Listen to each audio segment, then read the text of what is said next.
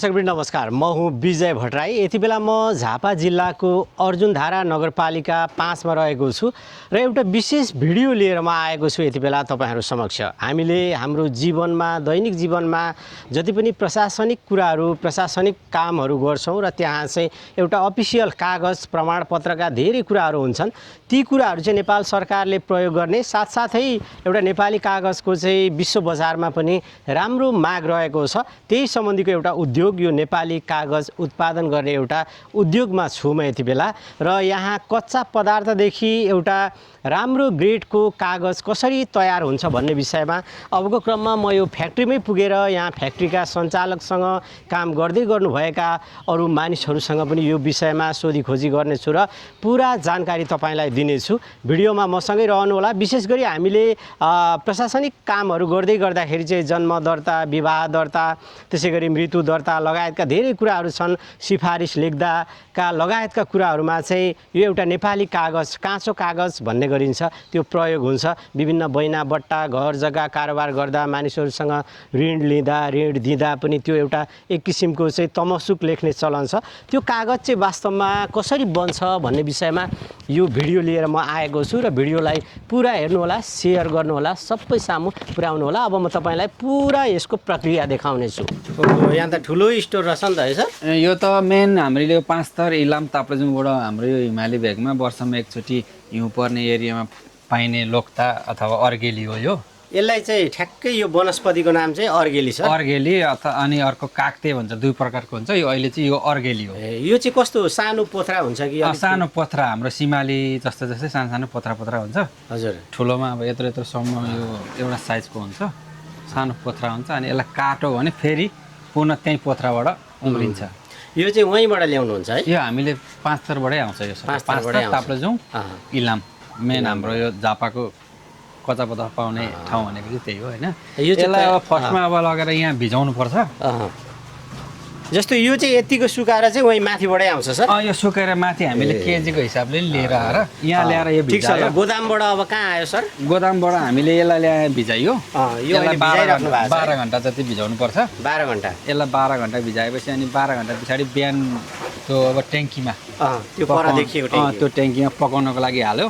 हजुर, त्यसलाई चाहिँ 8 देखि 9 घण्टासम्म पकाउनु पर्छ। त्यसलाई फेरि आगो लगाएर अनि त्यसमा कास्टिक सोडा लगाउनुपर्छ। 10% देखि 12% सम्म कास्टिक सोडा लगाइन्छ। हजुर, त्यो दिउँसोभरि अनि दाउराले पकाएपछि 12 घण्टा पछाडि पकाएपछि हामीले त्यसलाई भोलिपल्ट बिहान पुनः यसमा निकाल्नुपर्छ, यहाँ पानी थापेर। अनि यो लोक्ता पाकिसकेपछि चाहिँ यस्तो हुन्छ। यस्तो हुन्छ। यो पाकिसकेको छ हैन? यहाँ भिजाउनु पर्यो, त्यहाँबाट त्यसमा 12 घण्टा चाहिँ कन्टिन्यू आगो बालेर पकाउनु पर्छ। 8 देखि 12 घण्टासम्म पकाउनु पर्छ दाउराबाट। हजुर, पकाइसकेपछि हामीले यहाँ ल्याएर पखाल्ने। यो पखालिसकेपछि यो चाहिँ त्यो ड्रमबाट निस्केपछि पहिलोचोटि यहाँ आयो। यहाँ कालो हुन्छ। यो निकाल्दाखेरि कालो पानी हुन्छ। कालो पानी चाहिँ यस्तै सेतो पानी बनाउनुन्जेल पखाल्नु पर्यो। भनेपछि यसलाई पखाल्दै यो के खोल्ने आउटिङ राख्नु भएको छ? आउटिङ छ उतापट्टि, त्यसको आउटिङ भयो। त्यो आउटिङ गरिसकेपछि यतिको सेतो भइसकेपछि यहाँ सेतो पानी हुन्छ। सफा पानी थापिसकेपछि यहाँ ब्लिचिङ घोल्ने। हजुर, यसलाई 5 किलो जति ब्लिचिङ घोलेर त्यसलाई चाहिँ केमिकल हाल्नु पर्यो सेतो बनाउनको लागि। 5 किलो जति ब्लिचिङ घोलेपछि यसलाई यहाँ लगाइदिने। यसलाई यहाँ हालिदिनेपछि यस्तो हुन्छ। त्यो ब्लिचिङ गरिसकेपछि निकाल त हो यस्तो हुन्छ। ब्लिचिङ गरिसकेपछि यो क्वालिटी हुन्छ। यहाँ अब फोहोर देखिन्छ राम्रोसँग। त्यसलाई सनक्क बनाएर त्यो फोहोर जति निकालेर फ्यालिदियो। त्यो फोहोर सब फ्यालिसकेपछि हामीले सफा गरेर राखेको यो चाहिँ सफा भएर अब यसलाई अब यो सफा भएर यहाँ राखेपछि यसलाई पेल्नलाई बिटर मेसिनमा लानुपर्छ।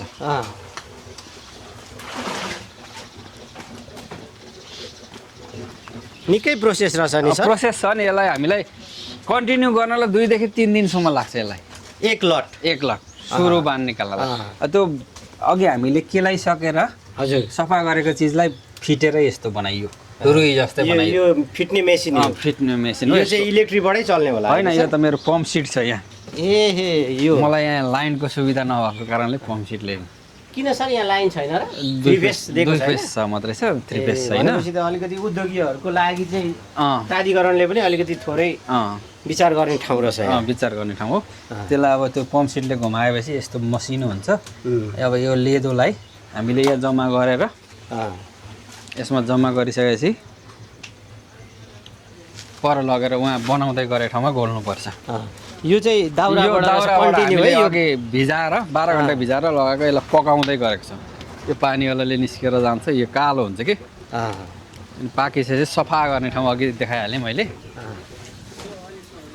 त्यसलाई लगेर हामीले उयो बनाउँदै गरेको ठाउँमा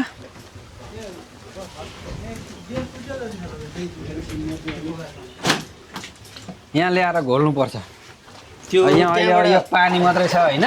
हजुर। त्यो अब हामीले अघि फिटेको रुई जस्तो भएको चिज ल्याएर घोल्दैपछि उठाउनु यस्तो हुन्छ। त्यहाँ उगाउने काम गर्नु।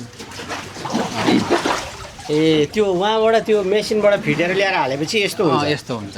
यस्तो यो सकिएपछि पानी जस्तो हुन्छ। यो यसमा घोलेर हजुर। अब यो कागज बनाएको हामी चाहिँ अहिले यो बाक्लो कागज बनाउँदैछौँ।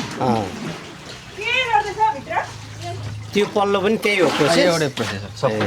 त्यस पछाडि चाहिँ के हुन्छ सर? अब जस्तै अब यो हुन्छ। हजुर। हामीले यहाँ पिस बाई पिस थाक लगाएर राखेको हुन्छ। बिहानदेखि बेलुकासम्म अब यति बनायो अथवा यति बनायो। यसरी राखेपछि हामीले यसलाई यहाँ लगेर यो प्रेसमा राख्नुपर्छ। यो प्रेस मेसिन जस्तो नि सर, यो त तपाईँहरूले धेरैचोटि निकाल्दै हाल्दै थाक लगाएको हो नि त होइन? यो त एउटै जस्तो देखिन्छ, कसरी छुट्टिन्छ र? त्यो अघि हामीले त्यो नुरी भन्ने चिज लगाउनु नि। हजुर। केमिकल लगाउनुपर्छ अलिकति। त्यो केमिकल नोरी भन्ने हुन्छ। त्यो नोरी लगाएपछि अनि यसको छुट्टिन्छ यो मात्रा, पिस छुट्टिन्छ यो। अनि त्यस पछाडि चाहिँ यहाँ जान्छ। त्यस पछाडि हामीले यहाँ राख्ने यो प्रेस मेसिन हो। यो प्रेस मेसिनमा हामीले जग लगाउनुपर्छ।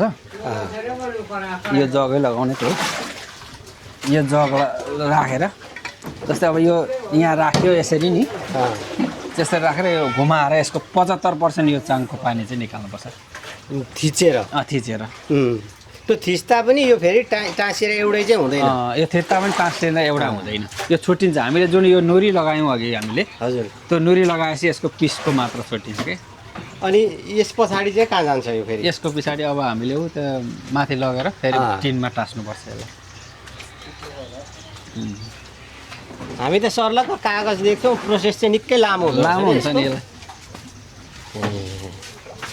त्यो पेलेर आएको चाहिँ थिचेर जुन जग लगाएर थिच्नु भयो, त्यो जग लगाएर थिचेपछि अब यहाँबाट एक एक पिस निकाल्ने यसरी। यो एउटा पिस निस्क्यो, फेरि अर्को पिस निस्किन्छ यसरी।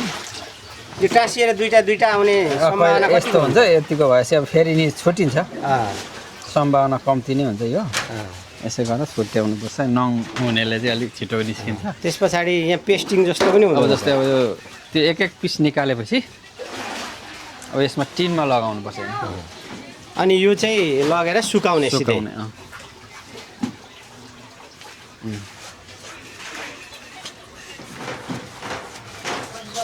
यो ब्रस लगाउनुको कारण चाहिँ यसलाई टाँस्ने हो। टाँस्ने हो यसलाई। यसमा यतिकै सुकायो भने हजुर खुम्चिन्छ। यो अब ब्रस लगाएर टाँस्यो भने यसको क्वालिटी राम्रो आउँछ। यसमा चाहिँ एकचोटिमा एउटा पत्ता मात्रै टाँस्ने कि? एकचोटिमा एक पत्ता मात्रै, एक पत्ता टाँस्ने अनि यसरी सुकाउने। जस्तो कुनै सुकिसकेको छ सर, एकचोटि एउटा हेरौँ न निकालेर।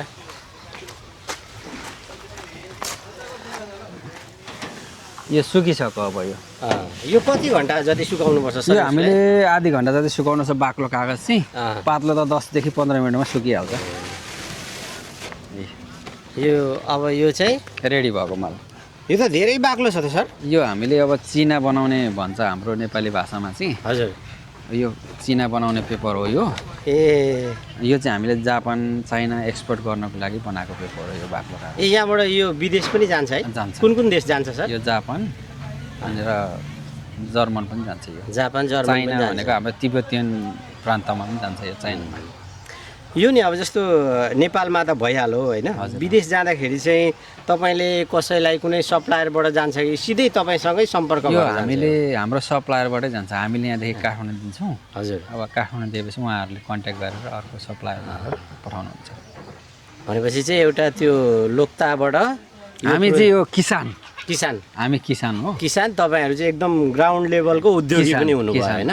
किसान उद्योग त्यो हुनुभयो। जस्तो अब यसमा लगानी र तपाईँहरूको यो काम गरिरहँदाखेरि यो कामबाट तपाईँहरूलाई हुने प्रफिटले चाहिँ आफ्नो जीविका चलाउन कतिको सजिलो छ? अहिलेको यो विभिन्न महँगीले गर्दा जीविकोपार्जन गर्न त अलिक गाह्रै छ। हजुर अब यसमा हामीलाई सब्सिडी दिँदा अलिकति सरल हुन्थ्यो। हजुर अब यसको लागि हामीले नेपाल सरकारले एक्सपोर्ट गर्नको लागि माध्यम बनिदियो भने उपयुक्त हुन्थ्यो कि। कति भयो सर तपाईँले यो यो उद्योग मैले नै गरेको चाहिँ हजुर 14 देखि 15 वर्ष भयो। मेरो बुवाले 48 सालदेखि गरेको भनेपछि पेपर व्यवसाय हो यो। तपाईँको त म 8 वर्षको जुन उमेरमा थिएँ त्यो उमेरदेखि मलाई यो पेपर सम्बन्धी ज्ञान छ। हजुर तर मैले आफै हेरेको चाहिँ 14 वर्ष भयो। 14 वर्ष भनेपछि त्योभन्दा अगाडि बुवाले जस्तै भएछ नि त। बुवाले 48 सालदेखि गर्नुभएको। नेपालमा चाहिँ कतिको यो खपत हुन्छ, कति जति बाहिर जान्छ तपाईँहरूले उत्पादन गरेको चिज? यो नेपालमा त अर्को हाम्रो सानो पेपर भन्छ 10 ग्रामको 15 ग्रामको 20 ग्रामको A4 साइजमा। योभन्दा अलिक पातलो हुन्छ त्यो? योभन्दा अलिक पातलो हुन्छ पेपर। नेपालमा चाहिँ नि सर यो के कामको लागि प्रयोग हुन्छ यो कागज अहिले? नेपाल सरकारको A4 साइजमा युज गर्ने नेपाली कागज हुन्छ। जस्तै अब ऋण प्रशासनिक स्तरमा जस्तै नागरिकताको सिफारिस, अब प्रशासनको अब त्यो मालपोत अड्डातिर जग्गा पासहरूको लागि त्यो लिखत इत्यादि यही हाम्रै नेपाली पेपरबाटै बन्ने हो।